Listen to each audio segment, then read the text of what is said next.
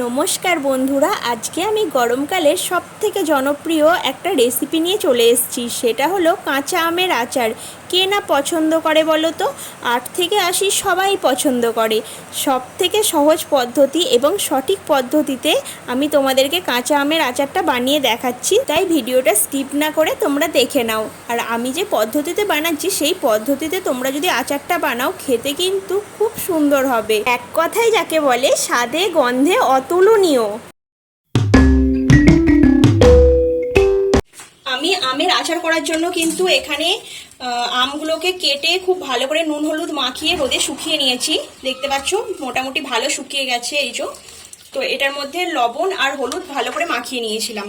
আর আচারের জন্য যে মশলাগুলো লাগছে সেটা হচ্ছে সাদা জিরে, এটা কি বলে, জোয়ান জোয়ান, কালো জিরে, মৌরি, গোটা সর্ষে এবং একটা রেড চিলি পাউডার। এটা জাস্ট লাল হওয়ার জন্য, কালার হওয়ার জন্য। আমি কোনো ফুড কালার ইউজ করছি না, তাই এটা নিলাম।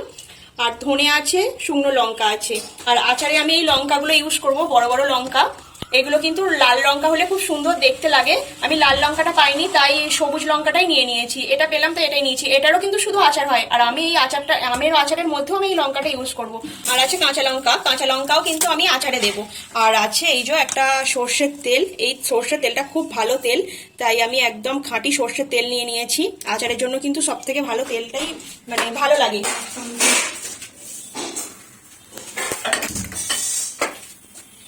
এখন এই মশলাগুলো দিয়ে ভেজে নেবো। শুকনো কড়ার মধ্যে ভেজে নিতে হবে মশলাগুলো দিয়ে। কড়ার মধ্যে এখন একটু জল আছে।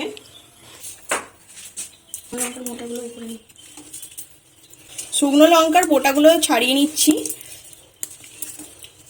আগে লঙ্কাটা কড়ার মধ্যে ভেজে নেব। অনেকগুলোই লঙ্কা নিয়েছি। চলো লঙ্কাটা কড়ার মধ্যে দিয়ে দিলাম।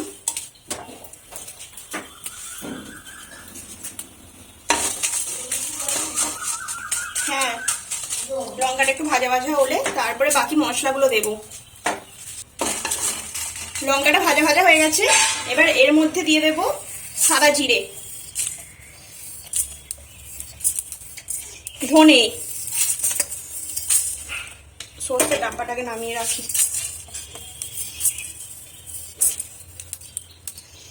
তারপর দিয়ে দেবো মৌরি।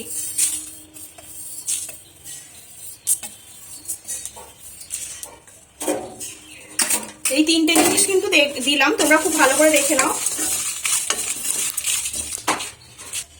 আর দিয়ে দিচ্ছি পরিমাণ মতন মেথি। মেথি কিন্তু বেশি দেওয়া যাবে না, এতটুকুই দিচ্ছি। মেথি বেশি দিলে আচার কিন্তু তেতো হয়ে যাবে, তাই মেথি খুব অল্প পরিমাণে দিলাম। দিয়ে এটা খুব ভালো করে ভাজা ভাজা করে নেব।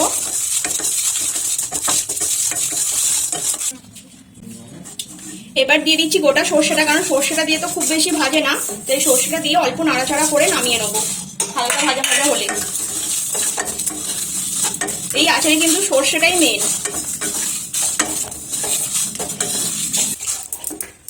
এখন গ্যাস বন্ধ করে দিয়েছি। এটা এবার ঠান্ডা হতে দেবো। ঠান্ডা হওয়ার পর মিক্সিতে ভালো করে গুঁড়িয়ে নেব। এটা কিন্তু একেবারে গোড়াবো না, আধ ভাঙা করে গোড়াবো। চলো নামিয়ে রাখলাম। এখন লঙ্কাগুলো কেটে নিচ্ছি। এগুলো লাল লঙ্কা হলে দেখতে খুব সুন্দর হতো। লঙ্কার দানাগুলো ফেলে দিয়ে এইভাবে জাস্ট চিড়ে নিচ্ছি। এই যে লঙ্কার দানাগুলো ফেলে দিচ্ছি, এরকম চিড়ে নিচ্ছি।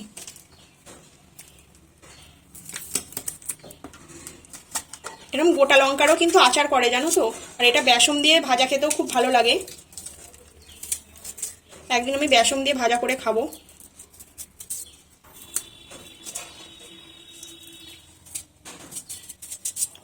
তো চলো লঙ্কাগুলো আমি কেটে নিই। কেটে নেক্সট পার্ট আবার দেখাচ্ছি তোমাদেরকে যে কিভাবে আমি আচারটা বানাবো। লঙ্কাগুলো আমার কাটা হয়ে গেছে। কত সুন্দর লাগছে দেখো। আর হাতেও কতগুলো লঙ্কা আছে। আমি পাকা লঙ্কা পাইনি, তাই এই যে কটা পাকা লঙ্কা পেয়েছি নিয়ে নিয়েছি। এগুলো এবার চিড়ে নেব। আমার হাতে যে কটা লঙ্কা আছে এগুলোতেই মোটামুটি ঝাল বেরিয়ে যাবে। লঙ্কাগুলো চিড়ে দিলে কিন্তু খুব ভালো ঝালটা বেরোবে, তাই আমি চিড়ে দিচ্ছি। তোমরা যদি কেউ ঝাল খুব একটা বেশি পছন্দ না করে থাকো তাহলে লঙ্কাগুলো গোটা দিয়ে দিতে পারো। আর একটু গোড়াও।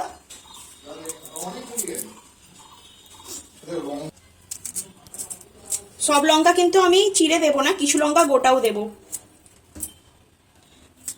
যখন আচারটা খাবো মাঝে সাঝে যদি একটা গোটা লঙ্কা নিতে ইচ্ছা হয় সেটা নিতে পারবো। আর যদি এরকমভাবে সব চিড়ে দিই তাহলে কিন্তু একটা লঙ্কাও আমি খুঁজে পাবো না। যখন আচার হয়ে যাবে না, পারফেক্ট যখন এটা আচার হয়ে যাবে, সেই সময় লঙ্কাগুলোর কিন্তু আর সেইভাবে আর কোনো চিহ্ন থাকবে না। তো সেই জন্য আমি কিছু গোটা লঙ্কাও দেবো।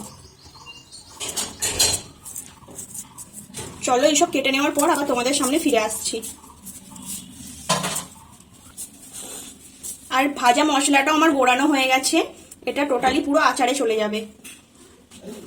ওইদিকে সব কাটাকুটিও হয়ে গেছে আর মশলাটাও কিন্তু গোড়ানো হয়ে গেছে। এবার কড়ার মধ্যে তেলটা ঢেলে দিচ্ছি।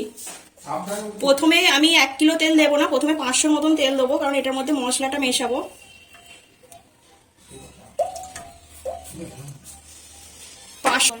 500 তেল কড়াই দিয়ে দিয়েছি। তো এখনো অর্ধেকটা তেল আছে, দেখো। এই তেলটা গরম হবে, খুব বেশি গরম না, হালকা গরম হবে। নামিয়ে নেওয়ার পর কিভাবে কি করছি তোমরা দেখতে থাকো। আমি আদার কথা বলতে তোমাদের ভুলে গিয়েছিলাম, তাই একটু আদা এখন দিচ্ছি, আমি তোমাদেরকে দেখিয়ে দিচ্ছি। একটু আদাও কিন্তু এই আচারে দিলে খুব ভালো লাগে খেতে। এই যে একটু ছিলে নিচ্ছি আদাটা, আর একটু লাগবে।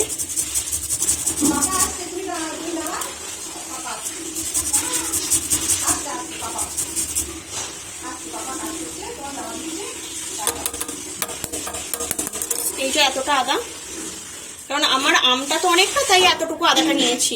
এবার আমি এক এক করে এই গরম তেলের মধ্যে দিয়ে দেবো। তোমরা দেখতে থাকো কিভাবে কি দিচ্ছি।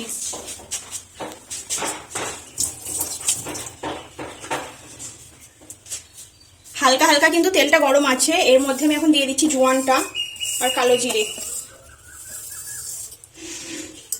জোয়ান কালো জিরে দিয়ে দিলাম, তারপর দিয়ে দিচ্ছি আদাটা।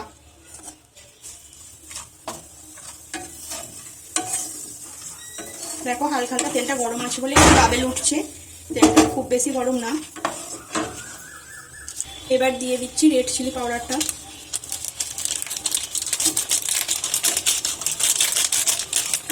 তোমরা চাইলে এমনি লঙ্কার গুঁড়ো দিতে পারো, বাট আমি এখানে লঙ্কার গুঁড়োটা দিচ্ছি না, এই রেড চিলি পাউডারটাই শুধু দেবো, কারণ আমি অনেকগুলো কাঁচা লঙ্কা দিয়েছি।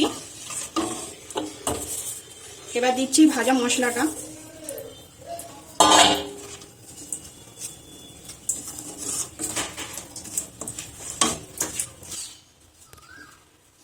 পরিমাণ মতন বিট নুন দিয়ে দিচ্ছি।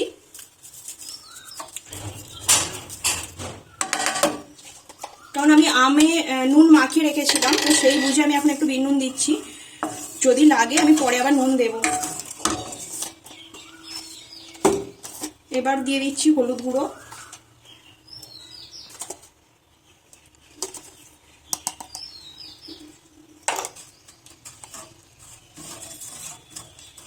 এবার দিয়ে দেব ভিনিগার। ভিনিগার দিলে কিন্তু আচারটা অনেক দিন ভালো থাকে। এতটা দিচ্ছি।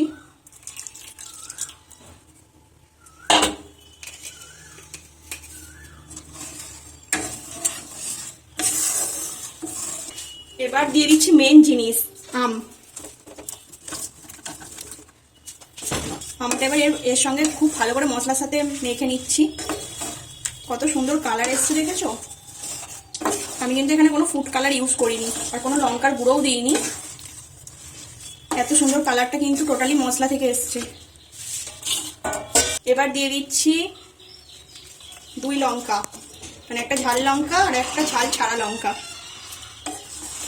দিয়ে খুব ভালো করে মিশিয়ে নিচ্ছি।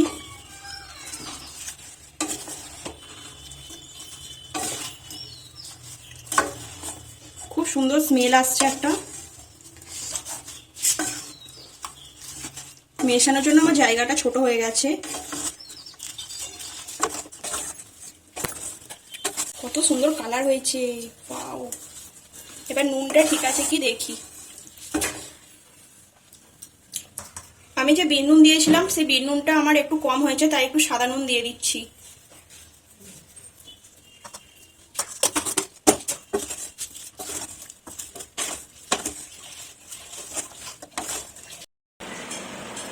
এবার এর মধ্যে কাঁচা তেলটা দিয়ে দিচ্ছি।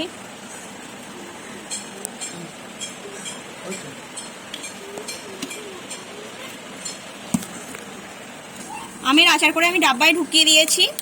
মোটামুটি তেলও দেওয়া হয়ে গেছে, এটা একটু তেল কম আছে তাই এটার মধ্যে একটু তেল দিয়ে দিচ্ছি। দিয়ে এগুলো ছাদে এবার রোদে দেবো। ব্যাস অনেকটা তেল দেওয়া হয়ে গেছে, এটাই আর তেল দেবো না। আর এটা অনেকটাই তেল আছে, এটাতেও দেবো না। আচারগুলোর কালার হয়েছে দেখেছো, কত সুন্দর লাগছে দেখতে। এগুলো যখন মজবে দেখতে কিন্তু অনেকটা সুন্দর হয়ে যাবে, আর খেতেও কিন্তু খুব টেস্টি হবে।